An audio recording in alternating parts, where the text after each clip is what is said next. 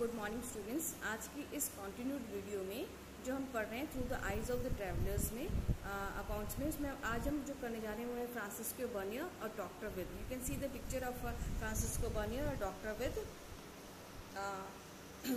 बहुत सारे European travellers like Portuguese travellers detail account of India translated Indian text to in European languages, जिसमें कि Durante Barbosa, then Roberto Nobili, then Dutch, French, English travelers, they came to India and they written the Indian text and translated into the European languages. One of the most famous jeweler, French jeweler, Jean-Baptiste Tavernier, who traveled to India at least six times. And some of these travelers like Italian doctor Munich never returned to Europe and settled down only in India. तो बहुत सारे ऐसे travelers भी रहे जो India आए, European travelers, और जो वापस गए ही नहीं. And one among them is Francisco Bernier. Bernier, a Frenchman, was a doctor, political philosopher and historian. Bernier जो थे एक डॉक्टर थे, चिकित्सक थे, राजनीतिज्ञ थे, एक दार्शनिक थे और एक इतिहासकार थे. Like many others, he came to Mughal Empire in search of opportunities. और औरों की तरह वो भी भारत में आए थे और अवसर खोजने के लिए आए थे, अपॉर्चुनिटीज़ खोजने के लिए आए थे मुगल एम्पायर के टाइम पे. He was in India for 12 years. लगभग वो भारत में 12 साल रहे, 1656 to 1668, and was closely associated with the Mughal court as a physician of Dara Shikoh, Prince Dara Shikoh, the son of eldest son of Emperor Shahjahan. Dara Shikoh जो था के जो पुत्र थे, शाहजहाँ के पुत्र दारा शिकोह जो थे, उनके वो फिजिशियन रहे हैं. And later intellectual and Danishmand Khan and Armin Noble at the Mughal court. ठीक है. In this way you can see the Francisco Bernier, he was one of the knowledgeable person who came to India. अब जब Bernier India में आए थे तो उन्होंने जो था इंडिया को कंपेयर किया, किससे? ईस्ट और वेस्ट को उन्होंने कंपेयर किया. तो जो बर्नियर की जो ट्रैवलिंग्स हैं, he travel several part of the country and wrote accounts of the whatever he saw and frequently comparing what he saw in India with the situation in Europe. तो जो कुछ भी उन्होंने India में देखा उसको उन्होंने यूरोप कंट्री से कंपेयर कर दिया.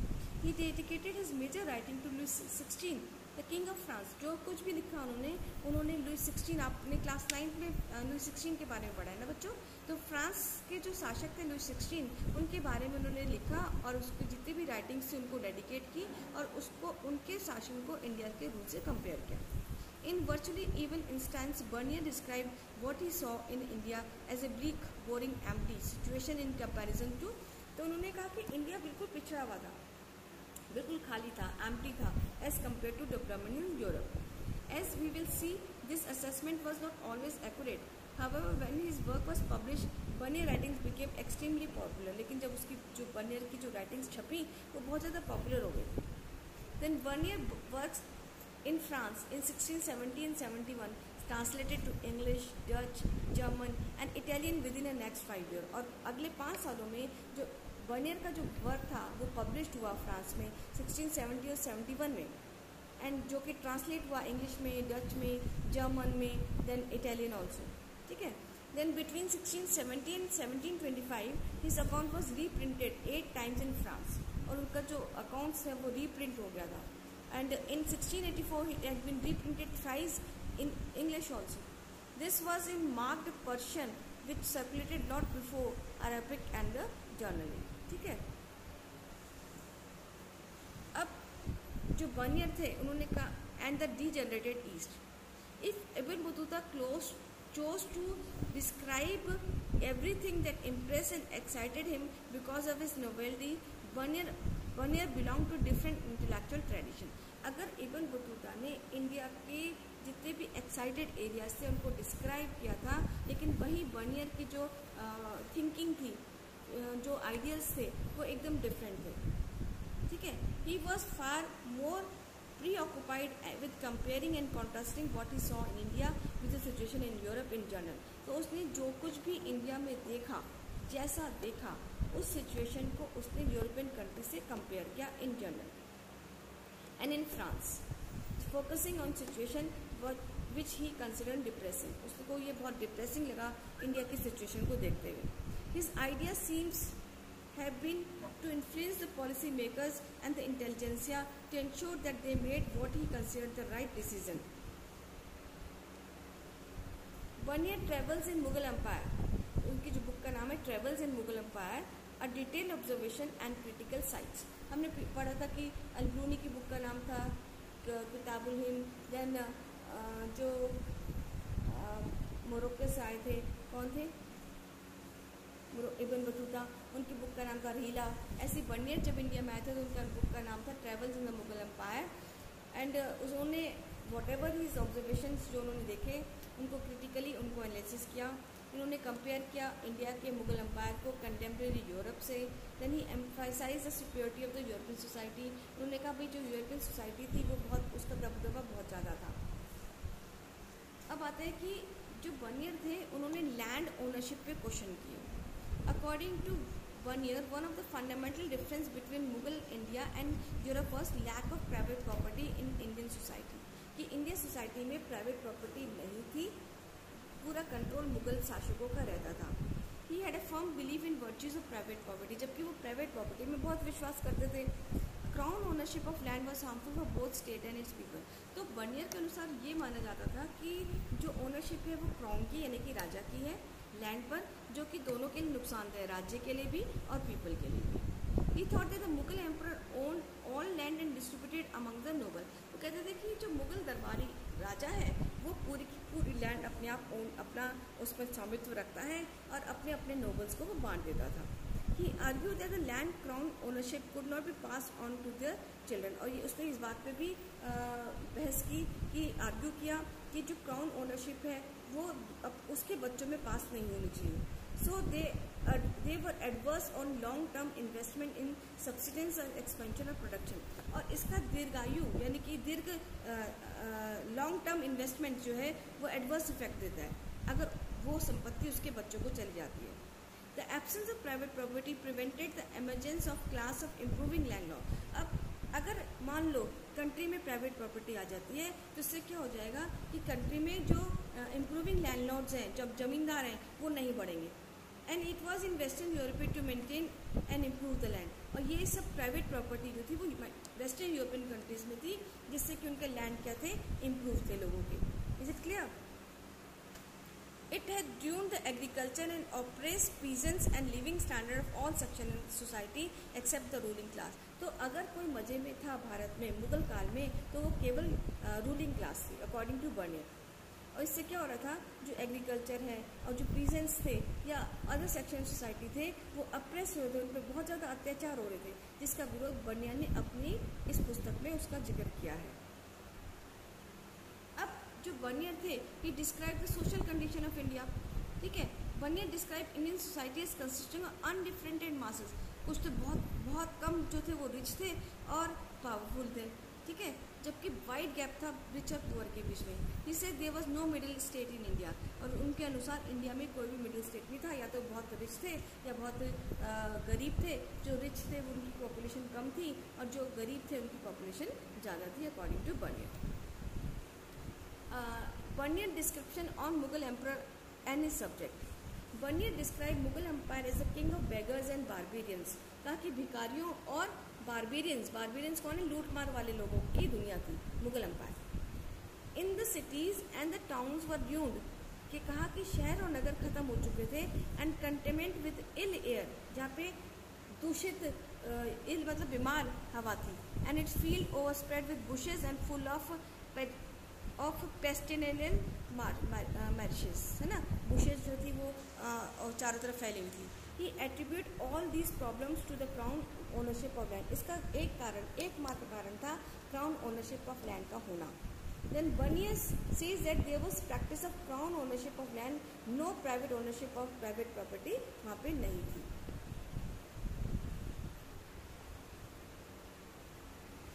Then what Bernier said, a more complex social reality. तो Bernier description occasionally hint a more complex social reality थी वहाँ पे। Artisans had no incentive to improve quality of their manufacture, यानी कि गरीब लोगों का तो कोई स्थान ही नहीं था वहाँ पे मुगल काल में, है ना। जो आर्टिशंस थे वो अपनी क्वालिटी को इम्प्रूव नहीं कर सकते थे, उनको कोई भी उनको इंसेंटिव नहीं मिलता था। All profit appropriated with the state, जितना भी उनका प्रॉफिट होता था वो स्टेट को चले जाता था। मैन्युफैक्चर्स धीरे धीरे डिक्लाइन हो रहे थे। At the same time, he agreed that the vast quantity of the world's precious metal flowed into India and as manufacturers exported in exchange of gold and silver. He also mentioned that there existed a prosperous merchant community engaged in long distance trade. उसने ये भी mention किया कि वहाँ के व्यापारी बहुत अमीर थे और वो बहुत बड़ा व्यापार किया करते थे. And during 17th century, 15% of the population lived in town. केवल 15% लोग ही गाँव में शहरों में रहा करते थे. Bernier described Mughal city as camp town, where the dependent on imperial patronage. बेटा ये बहुत इंपॉर्टेंट है. कैंप टाउन पर एक नंबर का क्वेश्चन आपसे पूछ सकते हैं कि what do you mean by camp town. तो कैंप टाउन का मतलब था ऐसी सिटीज जो कि इंपीरियल पैटर्नेज यानी कि शासकीय शाही संरक्षण पर निर्भर होती थी. ठीक है. There were all kind of town, manufacturing town, trading town, sacred centre, pilgrimage town etcetera. The existence of towns indicate the prosperity of merchant community and professional class. तो उसने ये कहा कि राजा के बाद अगर कोई प्रॉस्पर था तो वो मर्चेंट कम्युनिटी थी. According to Bernier, merchant has a strong community of kin, tribes and organized into own caste sub come occupational groups. उसने कहा कि जो मर्चेंट थे उनकी अपनी कम्युनिटी थी, वो अपने कास्ट में ऑर्गेनाइज थे, कम ऑक्यूपेशनल ग्रुप्स थे. ठीक है. In western India these groups called Mahajans and Mahajan, इनको महाजन कहते थे. चीफ सेठ कहा करते थे, धन्ना सेठ कहा करते थे. And in urban center such as Ahmedabad, the chief of merchant community called the Nagar Seth collectively represented the. तो अहमदाबाद में जो अर्बन सेंटर था वहाँ की जो मर्चेंट कम्युनिटी थी उसका जो हेड था वो नगर सेठ कहलाता था. अब जो अर्बन प्रोफेशनल क्लासेस थी वो कैसे थी. Urban groups included professional classes such as physicians, है ना, हकीम व वैद्य होते थे, टीचर्स होते थे, पंडित मौलवी होते थे, लॉयर्स होते थे, पेंटर्स होते थे, आर्किटेक्चर होते थे, म्यूजिशियंस होते थे, कैरीग्राफर होते थे. While some depend on imperial patronage, कुछ ऐसे थे जो कि इम्पीरियल पैटर्नेज यानी कि राजा के संरक्षण पर निर्भर होते थे. Many made their living by serving patron while other serve ordinary people in crowded markets and bazaar. कुछ तो जो थे वो सर्व करते थे, अपनी नौकरी देते थे शाही दरबार में, और कुछ जो है बाजारों और मार्केट में अपनी सेवाएं देते थे. Is it clear. अब हम चलते हैं कि जो वुमेन स्लेव्स थी वहाँ पे सिस्टम था, सती हुआ करती थी. Travellers accounts were generally man and woman not interested in condition of women in the sub continent. कि अकॉर्डिंग टू बर्नियर कि जो जनरली जो पुरुष थे वो महिलाओं की स्थितियों पर कोई भी इंटरेस्ट नहीं लेते थे. Sometime to take to social inequities as natural. For instance slaves were openly sold in the market. कहा उन्होंने ये भी देखा कि बाजारों में जो स्लेव्स थे वो ओपनली बिकते थे like commodity and regularly exchanged as gift also. When Ibn Battuta reached the sea, he purchased the horse camel, and when he reached Multan, ठीक है.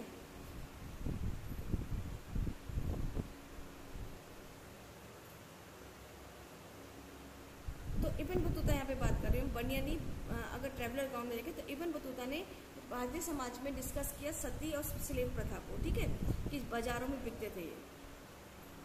It appears from Ibn Battuta accounts that there were considerable differentiation among slaves. स्लेवों में भी बहुत ज़्यादा difference होता था. Some female slaves in services of Sultan. कई महिलाएं जो थी वो सुल्तान को सेवा देती थी म्यूजिक और डांस के जरिए. Ibn Battuta enjoyed the performance at the wedding of Sultan sister. तो slaves are generally used for domestic labour. आप देख सकते हैं कि जो स्लेव्स थे वो डोमेस्टिक लेबर के लिए यूज होते थे. Ibn Battuta found their services particularly indispensable for carrying women on ढोला, है ना, जो पालकी होती थी उसमें वो ले जाते थे. Price of slave particularly female slave required for domestic was very low. जो महिलाएं थी उनका जो रेट था वो बहुत ही कम था. And most families could are 1 or 2 of them. अब यहाँ देख सकते हो सती प्रथा हो रही है ना. तो contemporary travellers and writer often highlighted treatment of women was crucial maker of the difference between western and the eastern society. उन्होंने कहा कि महिलाओं पर जो अत्याचार भारत में हुए वो समाज को एक तो पहली बार भेदभाव करता है और वेस्टर्न और ईस्टर्न सोसाइटी में भी बहुत ज़्यादा डिफरेंस दिखा रहा है. No surprisingly Bernier chose the practice of sati for detailed description. He noted that while some women seemed to embrace death cheerfully, others forced to die. कुछ तो कहते थे कि कुछ अपने आप जल जाती थी सहर्ष खुश होकर, और कुछ को जबरदस्ती क्या किया जाता था, दफनाया जाता था. ठीक है। However, the women's जो थे lives revolve around much beside the practice of sati, their labor crucial both agriculture non agriculture production में महिलाओं की स्थिति बहुत ख़राब थी। वो जो कई बार महिला जो थी उन्होंने मर्चेंट फैमिली की जो थी वो कमर्शियल एक्टिविटीज़ में पार्टिसिपेट करती थी, ठीक है। देन कोर्ट में भी it is therefore unlikely woman confirm to a private space of the woman, ठीक है। तो हम यहाँ देख सकते हैं कि मेट्रोलॉजी देख सकते हैं या डिफरेंट तरीके के नोबिले, गोस्पता, म्यूनिक, इससे डिफरेंट ट्रैवलर्स थे जो इंडिया में आए थे। Here you can see the comparison of, you can do the comparison like this. Al Biruni 11th century में आए, उज्बेकिस्तान से आए थे, अरबिक लैंग्वेज थी, बुक का नाम किताबुल हिंद था, महमूद गजनी थे, उनका सब्जेक्ट मैटर था religion, philosophy, astronomy, social life, मेटोलॉजी, medicine, custom system etcetera, ठीक है। इब्न बतूता 14th सेंचुरी में आए, मोरक्को से आए थे, अरबिक लैंग्वेज थी, रीला थी। दैन मोहम्मद बिन तुगलक के समय में आए थे, उन्होंने सब्जेक्ट मैटर में कोकोनट, पान का जिक्र किया, इंडियन सिटीज़ का जिक्र किया, एग्रीकल्चर का जिक्र किया, ट्रेड एंड कॉमर्स का जिक्र किया, एंड कम्युनिकेशन का किया, और सती प्रथा का भी जिक्र किया, स्लेवरी का जिक्र किया। बर्नियर ने 17th सेंचुरी में आए थे, फ्रांस से आए थे, इंग्लिश लैंग्वेज थी इनकी, travels in the Mughal empire book का नाम था। शाहजहाँ और औरंगजेब के समय में आए थे। देन ओनरशिप ऑफ लैंड के बारे में डिस्कस किया, kind of towns and artisans के बारे में उन्होंने क्या किया है, डिस्कस किया है। आई होप आपको ये जो ट्रैवलिंग का जो कंपैरेटिव है ये अगर आपने अच्छे से दिमाग में बिठा लिया है तो ये बच्चों चैप्टर आपको अच्छे से समझ में आ जाएगा। आई होप आपको ये वीडियो समझ में आई होगी। Thank you so much.